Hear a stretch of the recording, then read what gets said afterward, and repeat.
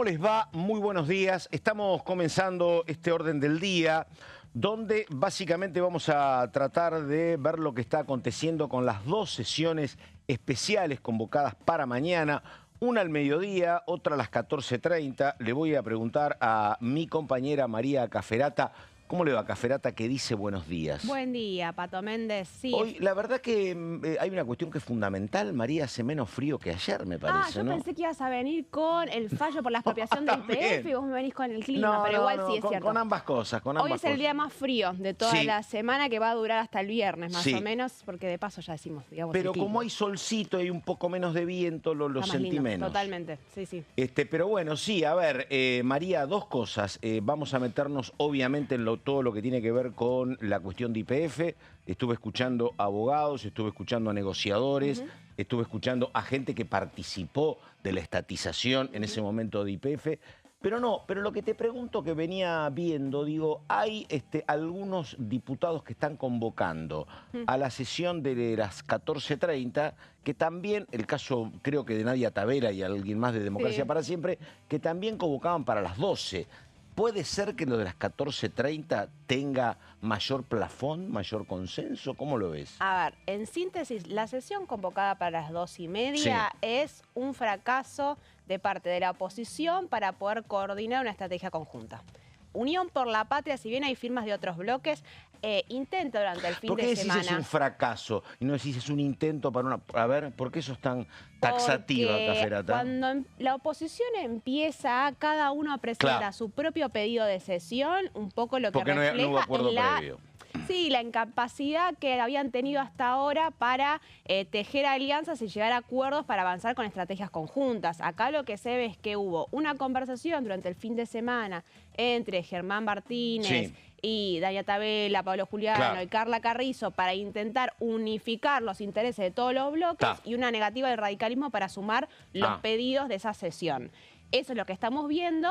Es un pedido de sesión casi a modo de presión, casi a modo de queja, y que veremos. La idea de Unión por la Patria es que una vez que finalice la sesión de mañana, las 12 horas, bueno, que arranque la siguiente sesión con los nuevos temas en pos de que llegue a un acuerdo para patearla para más adelante. Y te pregunto, ¿esto puede terminar 2-0 a favor del gobierno porque no hay ninguna? ¿Puede terminar 1-1? ¿Puede terminar con dos convocatorias por parte de la oposición? ¿Cómo lo ves? A ver, el quórum hoy por hoy está de vuelta. Moneda en el aire, lo hablábamos un poco ayer, Pato. A diferencia de otras sesiones, esta está siendo un poco desorganizada.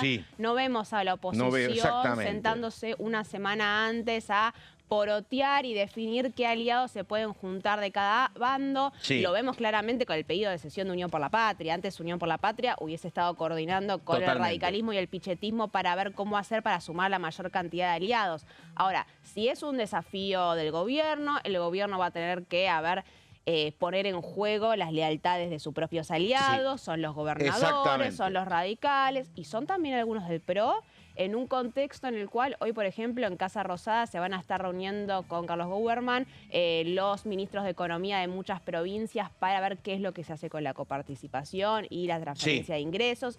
Y en el medio de mucho reclamo en las pasadas semanas de los gobernadores, ¿no? Con esa muestra de unidad que tuvieron en el CFI diciendo nosotros vamos con la coparticipación del impuesto a los combustibles líquidos. Entonces, no es un escenario tan cómodo. Ahora, la ventaja que tiene el gobierno es la fragmentación opositora. Exactamente, sí. Pero también lo que tiene a favor la oposición es que hoy la relación de las provincias con el gobierno nacional está más deteriorada que en otros momentos. Sí, y también que estamos viendo algunos crujes, ¿no? Y sí, crujidos. Crujidos, quise decir. Con algunas estrategias electorales. ¿Qué está pasando en Corrientes? Bueno, se oficializó el divorcio anoche. Efectivamente, se designó cuándo van a ser las elecciones en octubre y al mismo tiempo nos enteramos que ese acuerdo que se estaba negociando entre La Libertad Avanza con Valdés, bueno, no llegó a muy buen puerto. Hay que ver, falta mucho tiempo hasta el cierre de lista, pero parece que no. El cierre de lista, hasta donde tengo yo, fue anoche. Es verdad que no se determinó definitivamente. El dato nuevo fue que Valdés cerró algo con Camau Espínola. Esa es la diferencia. Pero la Libertad Avanza va por las de ellas y el peronismo va por las suyas y Colombia va por las suyas. Creo que va a haber 5 listas. Con un Colombi que hasta hace un tiempo se especulaba que estaba trabajando con un sector del peronismo, más cercano al kirchnerismo, con...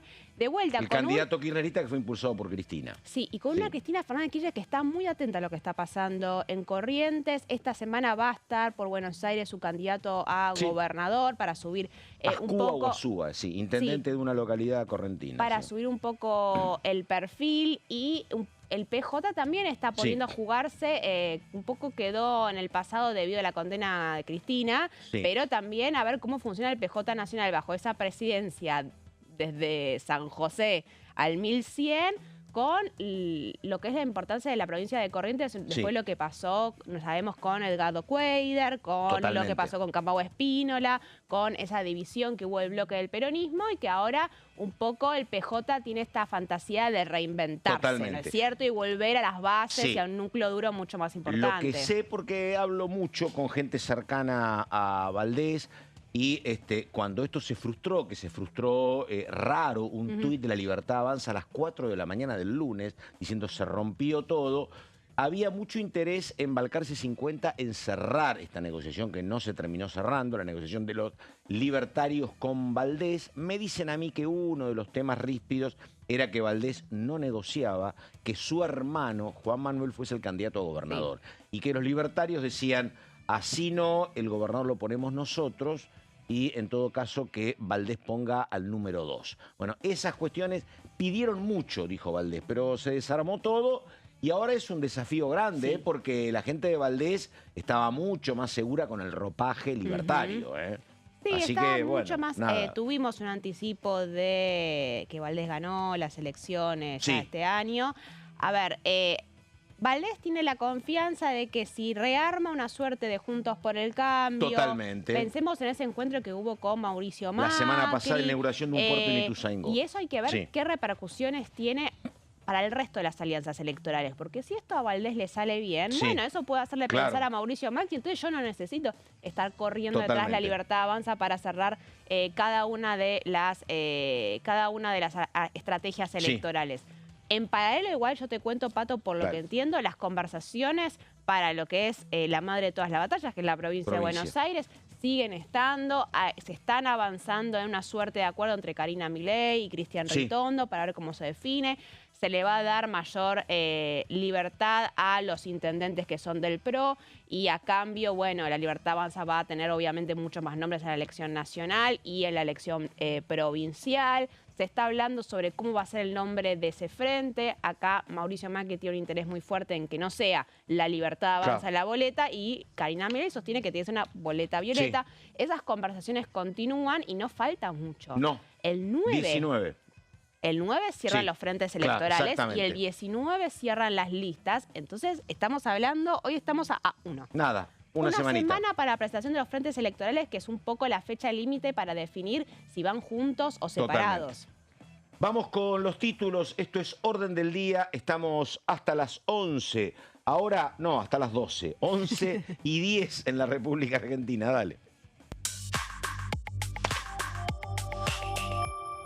A ver, primer título, se oficializó la sesión especial. Recordamos, pedida para mañana miércoles en diputados.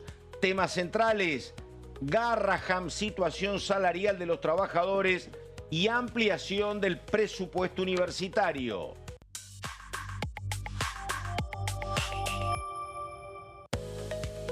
Recordamos, la oposición lleva al recinto el rechazo de varios decretos.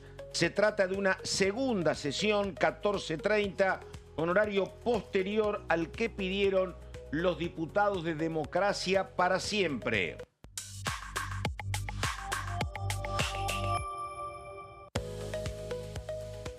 Habrá avances esta vez, nueva ley de salud mental.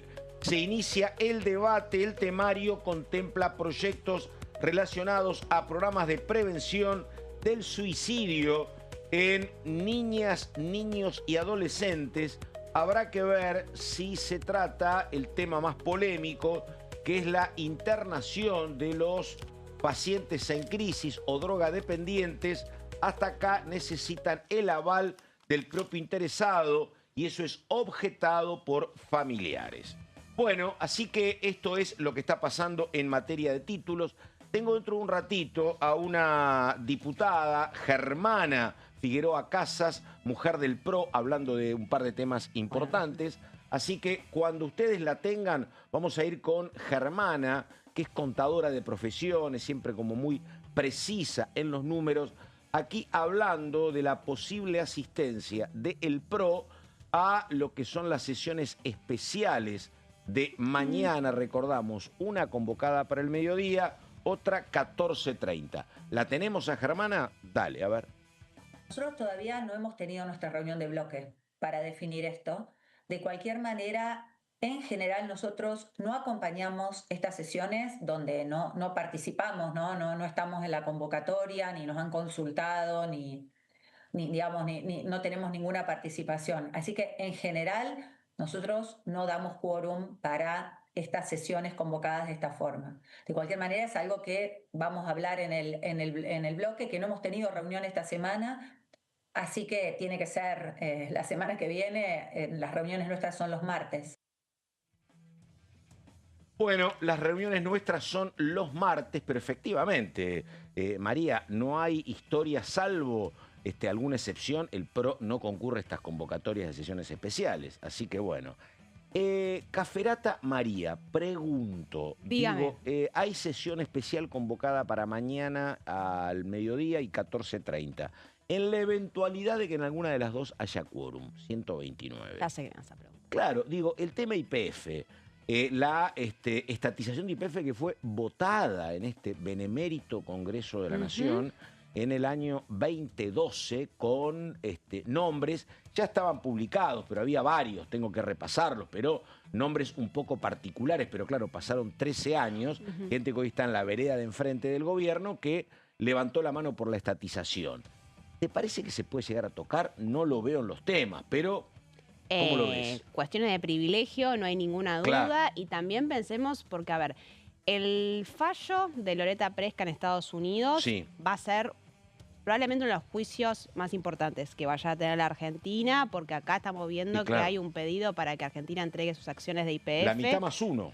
Exactamente, el 51% que se estatizó en el 2012. Obviamente esto el presidente Javier Milei, en línea de lo que ha sostenido el país hasta ahora, ha sido apelar a esta instancia, que hay una discusión porque en Estados Unidos se permite ejecutar las sentencias antes de que llegue a la última instancia, y recordemos que hubo un fallo para pagar 16.000 millones de dólares, ¿no? Al fondo buitre que está encabezando este pedido.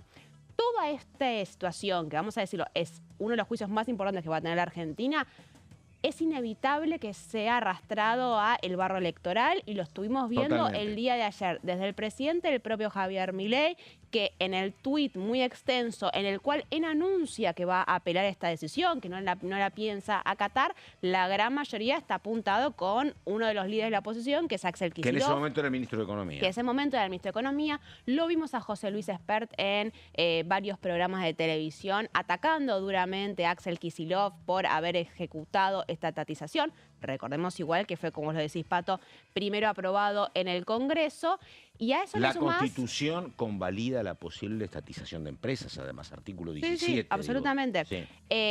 Hoy a las 6 de la tarde, Axel Kicillof va a dar una conferencia de prensa explicando un poco qué fue lo que pasó en el 2012.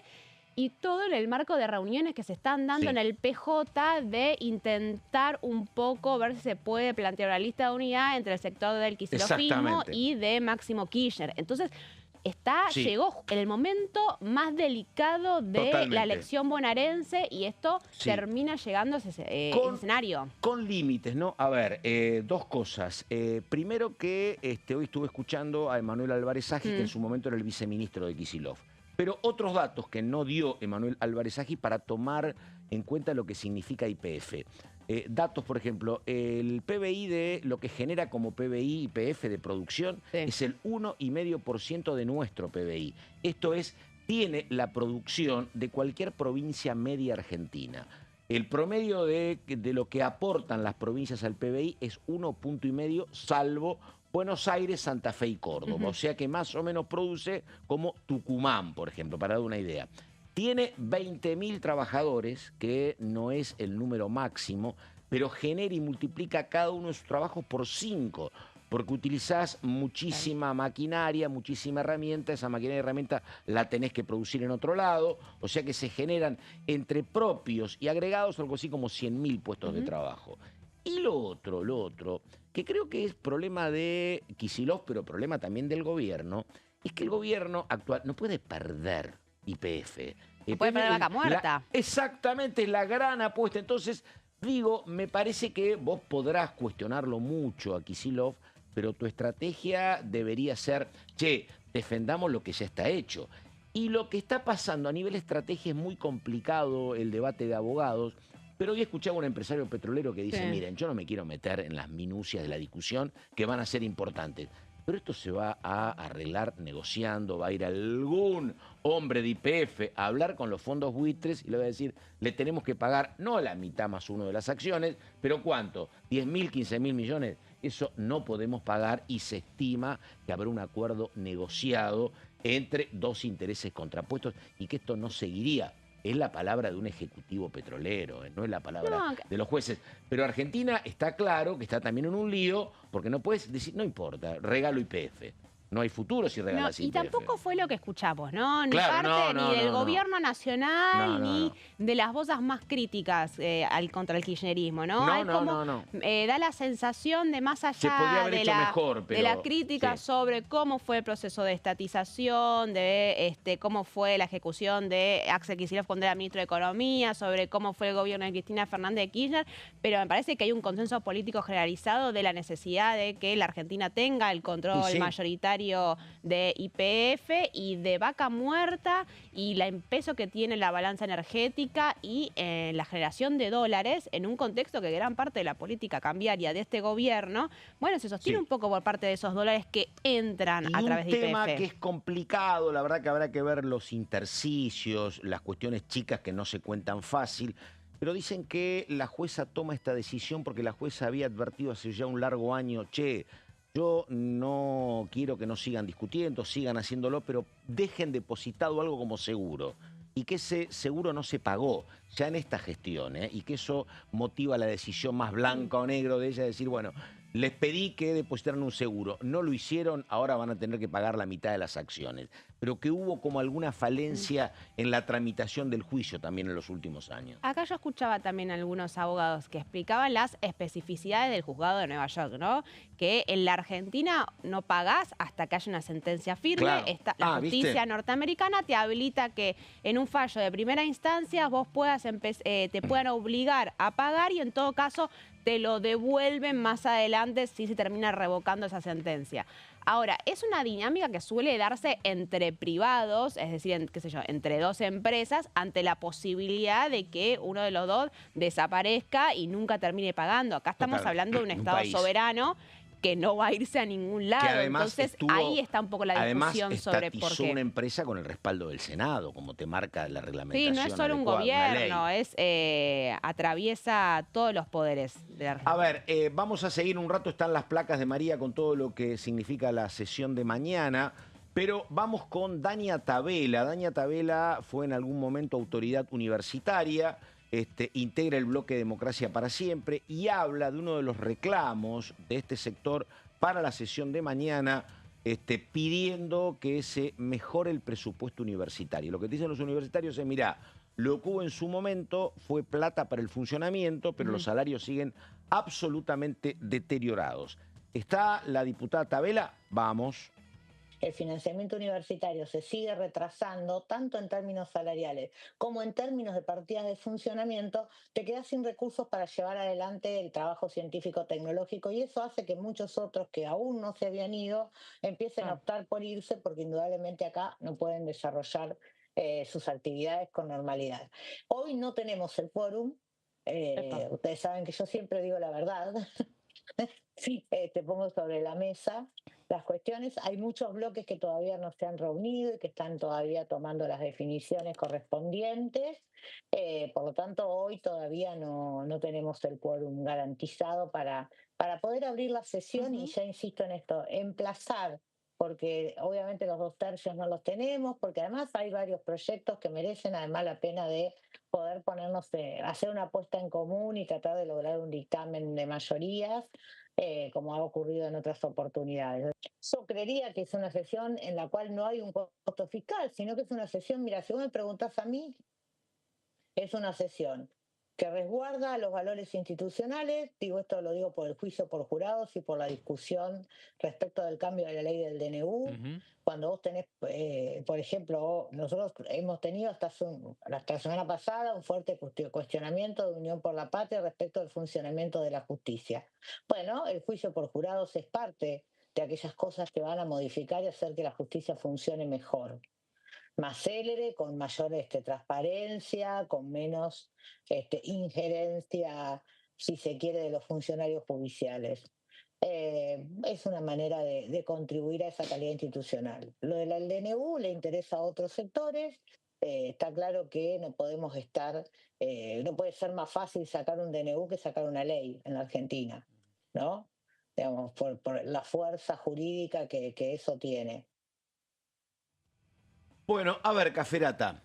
No cayó muy bien una de las frases que dio Dania Tabela acá en Diputados TV al principio, que es, bueno, se empieza a establecer la posibilidad de que no haya quórum el día miércoles. Está hablando de sus sesiones. Está hablando de la sesión del mediodía. Porque, a ver, si bien la impulsó Democracia para Siempre, y esto Democracia para Siempre sabía que iba a suceder esto cuando la convocó, ahora es la sesión para emplazar los proyectos del Garraham y para emplazar los proyectos de aumento universitario. Pero el que no va dice, bueno, mira por otro lado en dos temas muy sensibles. Exactamente. No, y también a quien después se adjudica la derrota, porque acá está también la chiquita de la pelea de quién va a ser el responsable si no hay quórum el día de mañana, ¿no es cierto? Mucho. Vos tenés a un peronismo muy enojado por que no incorporaron sus temas, porque no les plantearon, te diseñaron una estrategia conjunta, siendo el bloque más mayoritario, del cual depende un poco de que haya quórum o no, diciendo, bueno, nosotros no nos vamos a encargar de porotear esta sesión. Nosotros vamos a ir porque siempre vamos a estas sesiones, y nos importa el Garraham y el presupuesto universitario, pero es el radicalismo el que tiene que garantizar el quórum. Y por otro lado, es un radicalismo que dice, está bien, nosotros somos 12. Somos 8, claro. Los que podemos ir. Convocamos esta sesión. Ahora, ¿quién va a ser el que se va a animar para no ir al Garraham? Los peronistas van a estar todos y empieza esta disputa respecto a quién es el responsable. Y cuando Dania Tabela advierte que no puede haber quórum, dijeron, entonces ¿en qué escenario estamos? Sí. Una cuestión que cuando uno mira la imagen del Congreso con la sociedad, porque estas peleas internas se pueden explicar acá adentro. Explicarla para afuera es chino, ¿no? Obviamente. Y después de varios meses de una dinámica muy aceitada que funcionaba muy bien de parte de esta multipartidaria opositora. Pero bueno, a ver, ya lo sabíamos y lo anticipábamos hace unos meses. Arrancó también en la campaña electoral, y en la campaña electoral cada uno de los partidos dirime sus propias internas y pasan estas cosas. Estamos en orden del día, estamos hasta las 12. Esto es la primera parte, escuchamos 2 diputadas. Ahora la pausa y hablamos de la sesión convocada para las 14:30 mañana en un minuto.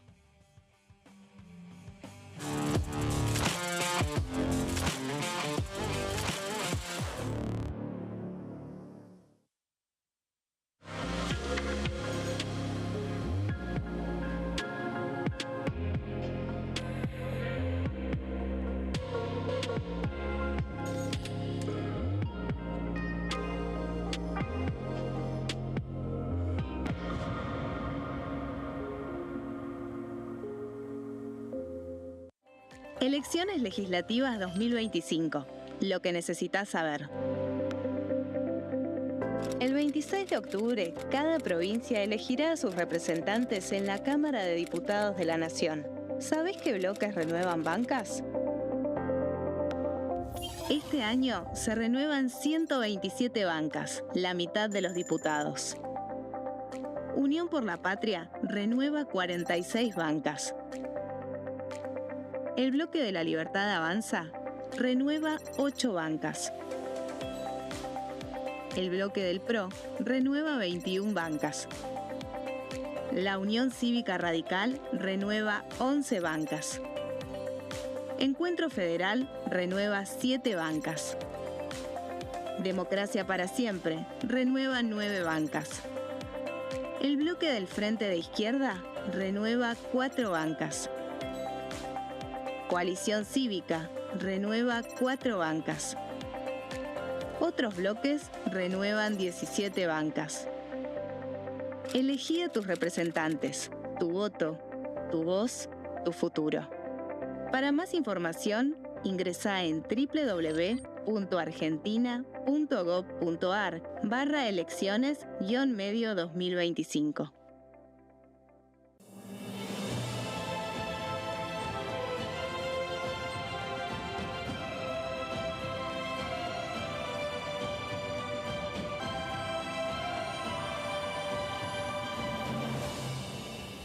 La bancada, de lunes a viernes, 13 horas. Las sesiones son el espacio donde los diputados debaten proyectos de ley para su aprobación, modificación o desaprobación. En una misma sesión se pueden tratar varios proyectos de ley. Desde el 1 de marzo, cuando el presidente las inaugura, se desarrolla el periodo de sesiones ordinarias. Entre el 1 de diciembre y el 28 de febrero se extiende el periodo de sesiones extraordinarias que solo pueden ser realizadas a pedido del presidente de la Nación. En el recinto, el bloque oficialista se dispone a la derecha del presidente de la Cámara, el bloque opositor mayoritario a la izquierda y en el centro los bloques con menos cantidad de integrantes. En el tratamiento, en general, los diputados tienen 7 minutos y los jefes de bloque entre 20 y 12 minutos conforme al número de legisladores que representen. La sesión es dirigida por el presidente de la Cámara de Diputados, que administra el uso de la palabra y las distintas instancias del funcionamiento. A la izquierda del presidente está el secretario administrativo, a la derecha el secretario parlamentario y debajo de él están los taquígrafos, que registran cada uno de los testimonios. Dengue, Zika y chikungunya. Presta atención a estos síntomas. Si tenés fiebre alta, 38 o más, de 2 a 7 días de duración y dolor de cabeza, en especial detrás de los ojos, muscular y de las articulaciones, diarrea, dolor abdominal, náuseas y o vómitos, malestar general, cansancio, decaimiento, erupción en la piel, sangrado en nariz, encías u otras partes del cuerpo, no te automediques. Toma mucho líquido, usa repelente y acércate a un centro de salud.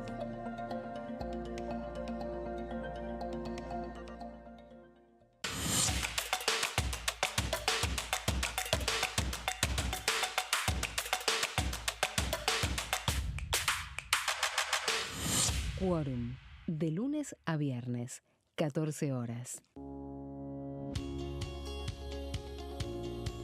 La Cámara de Diputados tiene 257 miembros. Los diputados debaten y sancionan leyes que rigen en todo el territorio nacional.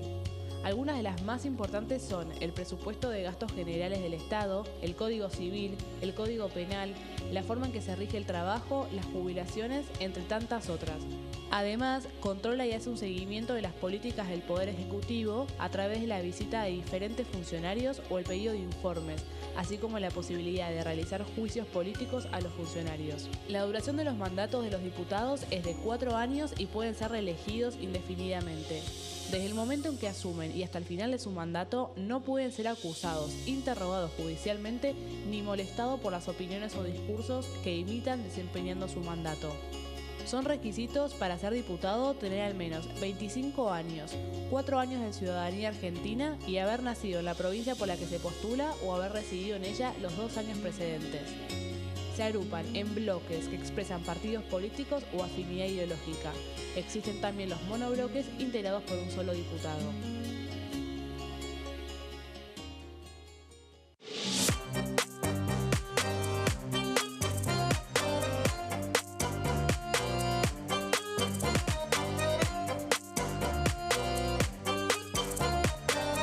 Plenario, de lunes a viernes, 15 horas.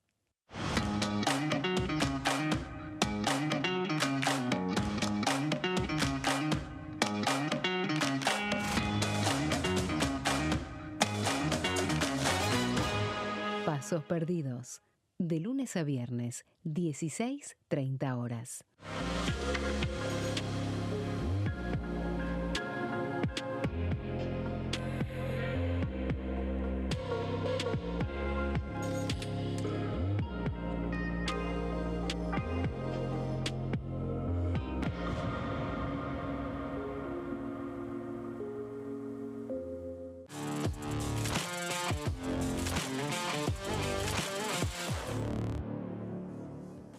Bueno, ahí está, 11 de la mañana con 32 minutos. Hermosas imágenes de la 9 de julio e Independencia. Una mañana soleada, la verdad. Ayer yo quería atisbar un poquitito de sol y no encontraba nada. Era una cosa... Hoy, mirá. Hoy estás como así hoy una ya planta. Casi para ojotas y malla. Está bien. No, bueno, ahí estamos. La verdad, una hermosa mañana. Y estamos trabajando con Caferata, el Congreso en el Recuerdo, porque estábamos viendo lo que pasó en una histórica sesión donde en diputados y senadores se votaba justamente la estatización de YPF, origen de esta demanda que ahora hay en los tribunales norteamericanos.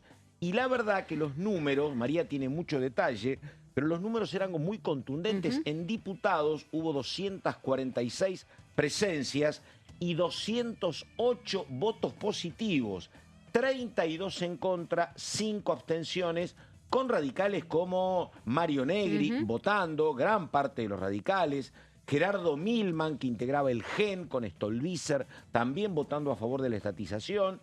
Había abstenciones y había votos en contra de nombres importantes también, María. Sí, ¿no? lo impresionante es eso, escenario, mayoría absoluta, 2/3 que tuvo el Cómodo. Congreso. Ahora, 208 votos a favor, sí. y en el Senado de la Nación fue muchísimo más, fueron 63 votos afirmativos en el Senado y 3 en contra nada más. A ver, sí, hubo si bien algunos acompañamientos críticos, como el caso de Mario Negri, hubo muy pocos que votaron en contra. Fue el caso de, por ejemplo, Elisa Carrió y Patricia Bullrich. También votó en contra Graciela Camaño en ese momento, Graciela Ocaña. Estaba Jorge Triaca como diputado en ese momento, Eduardo Amadeo, Alberto Acef y Laura Alonso, ¿no? Ese mucho de lo que sería después el macrismo más duro, votando en contra de esa estatización, pero dando cuenta un poco de lo que fue un acompañamiento mayoritario en ese momento de las dos cámaras. Hay que ver, los llevamos hoy en día, más allá de esos pocos votos en contra, sí vemos como parte de toda la clase política un acompañamiento muy claro, que el control de la mayoría de YPF siga estando en manos del Estado Nacional. Yo no vi críticas en ese sentido, no escuché a nadie, a ningún dirigente político hablando de entregar el 51% de las acciones a los fondos Bruguiera. Y para la historia completa, y vamos a las placas de María, recordemos que también en los 90 se privatizó YPF. Y cuando se privatizó, el miembro informante era un hombre clave en el kirchnerismo después, como Oscar Parrilli, secretario general de la presidencia, era el miembro informante para la privatización. Que se lo recuerda mucho hoy en día, pero Oscar por Parrilli. supuesto, así que bueno, mira, nada, idas y vueltas. Hoy es el vocero a favor de la estatización. Exactamente. Bueno, a ver, Caferata, vamos con las placas de lo que puede pasar con la segunda sesión. Vamos con lo que... Porque esto salió ayer a la tarde, el pedido de sesión de Unión por la Patria. Había especulaciones sobre que podían avanzar. Germán Martínez había advertido en privado que podía avanzar con otro pedido de sesión si no se lograba llegar a un acuerdo con el resto de la oposición. Y tenemos acá un pedido de sesión que vos me preguntabas, Pato, recién qué es lo que significaba, y para mí habla a las claras de un fracaso de la oposición para diseñar una estrategia conjunta. Hubo un pedido de Unión por la Patria para incluir algunos temas y el radicalismo los rechazó. ¿No es cierto? El radicalismo, no Democracia para Siempre. El radicalismo es Democracia para Siempre, quiero decir. Pero aparece firmando Tabela. Por eso, a eso vamos. A ver, y yo acá te traje quiénes son los firmantes.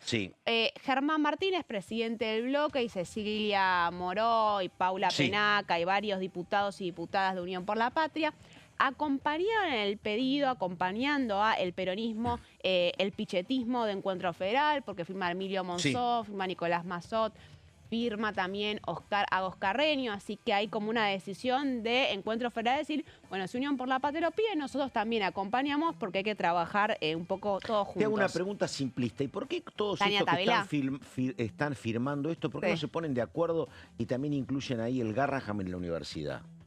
Porque ya hay pedido esa sesión. Ah, está bien, pero está bien. Pero acá la tenemos también a Mónica Fem, del Partido Socialista, acompañando, y la tenemos también a Dania Tabela. ¿Cómo decís? Dania Tabela es una de las principales impulsoras de la sesión por universidades en Democracia para Siempre. Bueno, lo que argumentaban en Democracia para Siempre, hay otra presencia de radicales de Democracia para Siempre, es que no consiguieron las 15 firmas que habían tenido para hacer el anterior pedido de sesión para incluir los proyectos de Unión por la Patria. Como que había una postura, no tenemos consenso interno dentro del bloque para sumar sus temas, así que no pudimos.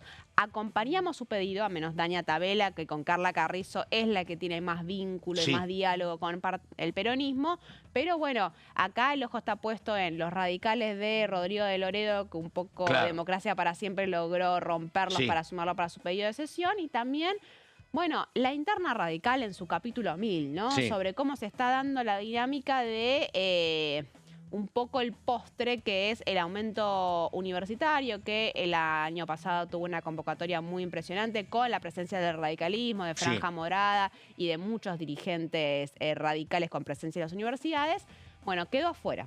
¿Qué es lo que hace entonces Germán Martínez? Bueno, nosotros vamos a hacer el pedido de sesión igual, vamos a avanzar y cuando termine la sesión a la cual vamos a dar quórum del radicalismo, nosotros vamos a pedir que se traten estos temas. Hasta ahora esa es la estrategia, el pedido de sesión, vamos a aclarar nuevamente, no significa que el peronismo no va a dar quórum para la primera sesión. Ahora, ¿qué es lo que pedía Unión por la Patria, ¿no?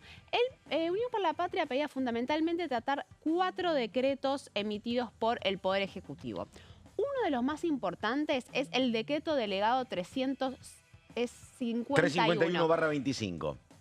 Muy buena vista. No, estoy mirando acá. Tengo papel. Que tiene que ver con la reestructuración del Banco Nacional de Datos Genéticos, ¿no? Que a partir de ahora va a pasar a depender de la Secretaría de Innovación, Ciencia y Tecnología. A ver, acá esto es, sabemos lo que el Banco Nacional de Datos Genéticos es el rol que cumple en la detección de todos los nietos recuperados durante los últimos 20 años. Fue motivo de discusión muy fuerte durante el tratamiento de la ley Bases, no sé si te acordás, Pato. Sí, por supuesto. Que hubo un pedido y se negoció para sacar del listado de organismos que podían ser eliminados el Banco Nacional de Datos Genéticos por el rol que ha cumplido como parte de la recuperación de la memoria y la historia en la Argentina. Y ahora lo que se buscó hacer no es la eliminación, sino una suerte de reestructuración interna para que pase a depender ahora de la Secretaría. Es decir, a ver, son achicamientos de hecho. Reducción presupuestaria. Reducción presupuestaria. El gobierno nacional sostiene que no van a echar a nadie, pero es la precuela y los organismos de derechos humanos, especialmente las madres y las abuelas de Plaza de Mayo, están en alerta por esta decisión y están pidiendo que se rechace este decreto. Este es uno de los primeros decretos delegados que habilitados por la ley Bases, que Unión por la Patria busca eliminar. Vamos al próximo. Al otro que tiene mucha prensa, razonablemente mucha prensa.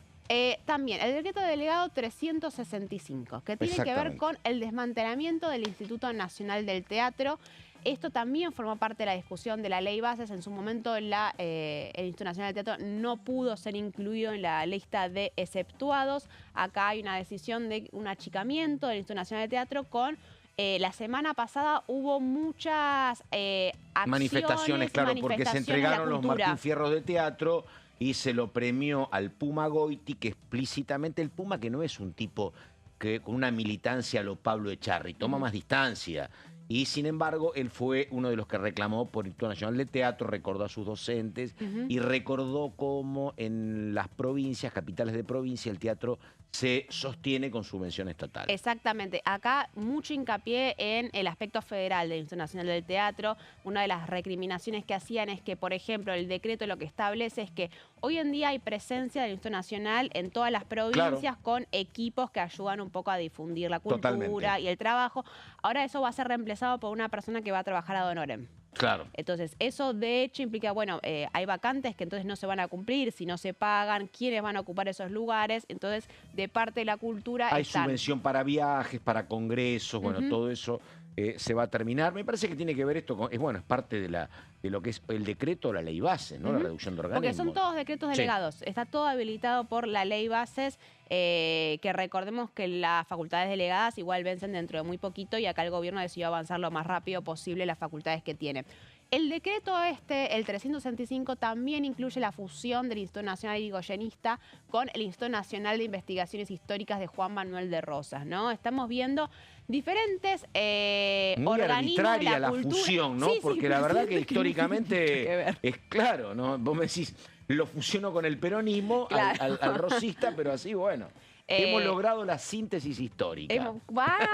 Tienes razón. No, Claro. a ver, de hecho lo que está haciendo es achicamiento del Estado. Sí, Acá hay una decisión de Federico Sturzenegger de pasar la motosierra y achicar y achicar. El peronismo debe estar salvándose porque fue, decía el gobierno, intrusado por Grabois, acordate. Claro. Bueno, cuando fue detenido sí, Grabois, no. era el instituto, era el Algunos Juan Domingo Perón. trabajadores dicen que estaban en conversaciones y que eso terminó levantando un poco el perfil del conflicto y que no salió muy bien. Funcionaba una cafetería también. Exactamente. Sí. Pero bueno, acá lo que estamos viendo es la reducción del Estado de diferentes áreas de cultura, ¿no es cierto? Sí. A través de diferentes mecanismos de desmantelar, de achicar, de unificar. Vamos a otro decreto que no tuvo tanta prensa y que es muy importante, ¿cuál que es es? el decreto 34. Este es un DNU, no es un decreto delegado que crea un régimen de excepción para la Marina Mercante. ¿Qué es lo que establece este sistema? Básicamente, Líneas Sturzenegger desregula el transporte fluvial y marítimo en la Argentina. Sí. Hay mucha alarma de algunos de los astilleros y de muchos de los trabajadores, porque, entre otras cosas, por ejemplo, lo que hace es declarar el servicio como esencial. ¿Qué significa declarar el servicio como esencial? Que no puede parar. Y si paran, tiene que haber un mínimo de actividad garantizada, que en muchos casos es el 75, 80, 90%, que de hecho es casi imposible. Para los sectores más nacionalistas, esta es una pelea que yo la he abordado de lejos, ¿no? Pero para algunos sectores muy nacionalistas, el mantenimiento de la flota mercante es una cuestión central, ¿no? Y para otros sectores es un tema secundario y tiene que ver con esto, con que habilita la posibilidad de utilizar embarcaciones extranjeras, que era como el gran tabú. Que puedan anotarse en el ¿no? registro nacional y puedan venir, por ejemplo, a pescar en la Argentina. Abre una discusión. Argentina es un país que tiene contacto... Un litoral marítimo impresionante, muy importante. Recordemos que también estamos en un contexto de crisis de la actividad pesquera. Entonces, acá Yo iba al primario y ya decía, mirá cómo roban pescado en el sur, ¿no?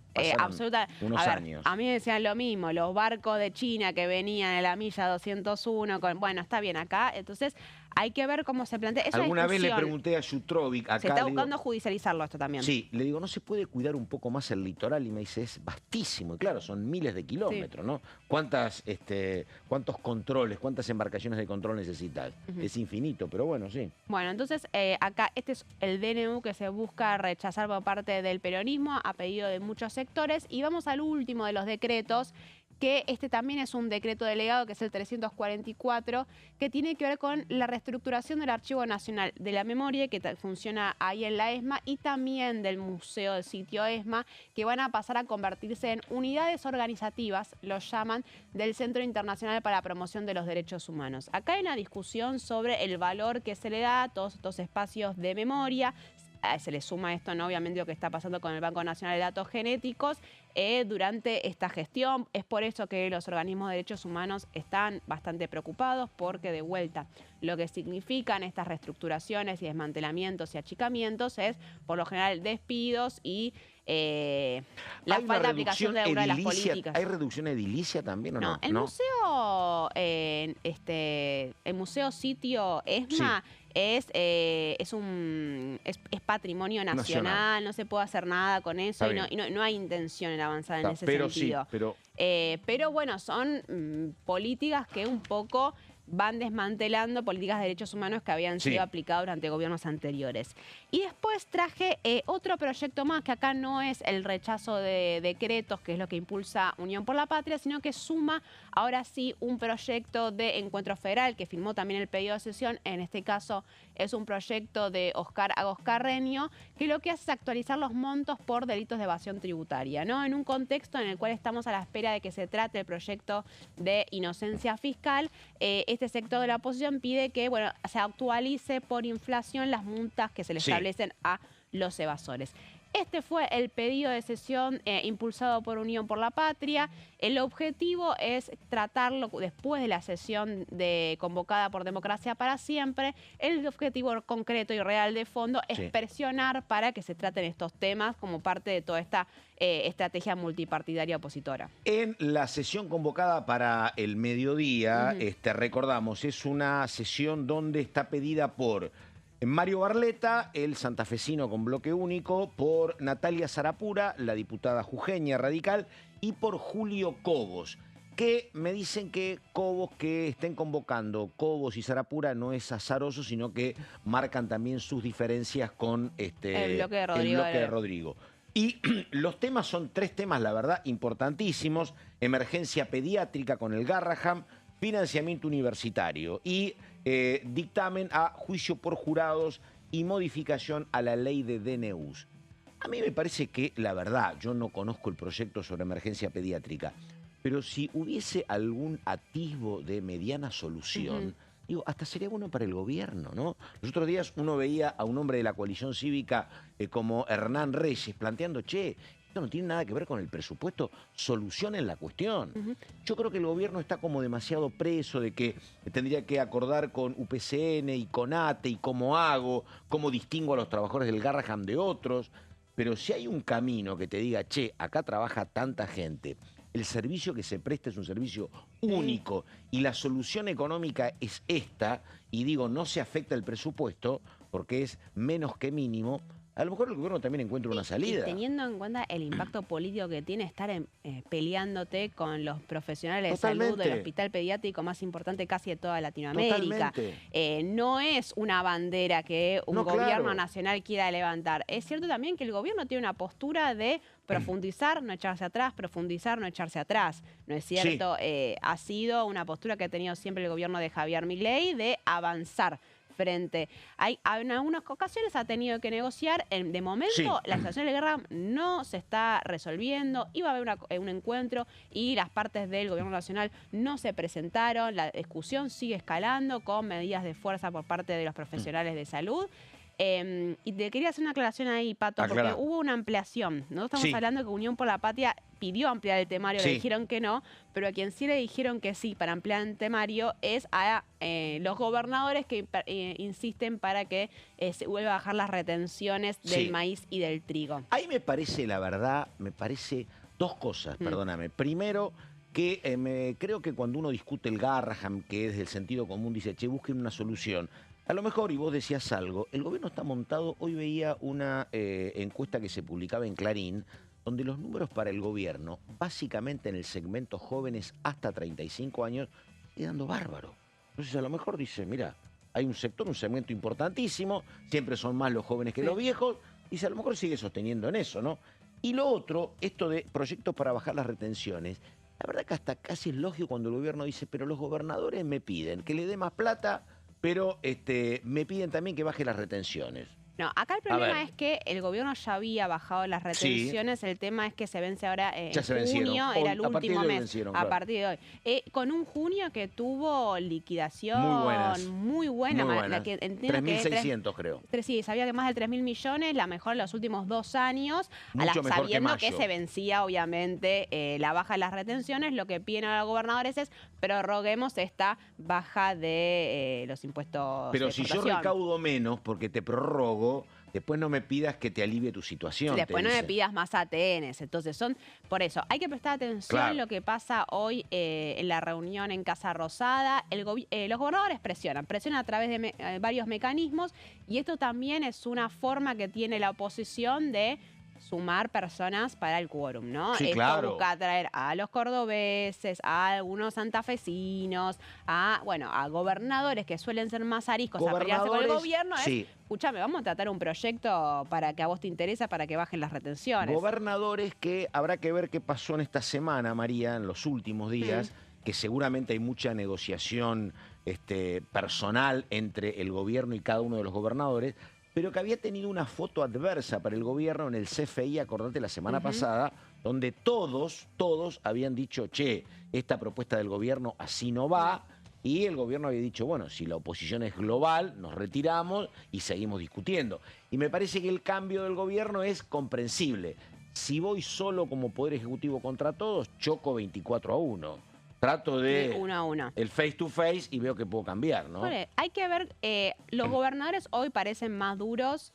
También es cierto que el año pasado también hubo negociaciones para coparticipar este mismo impuesto y para incrementar las transferencias. y al final quedó en la nada.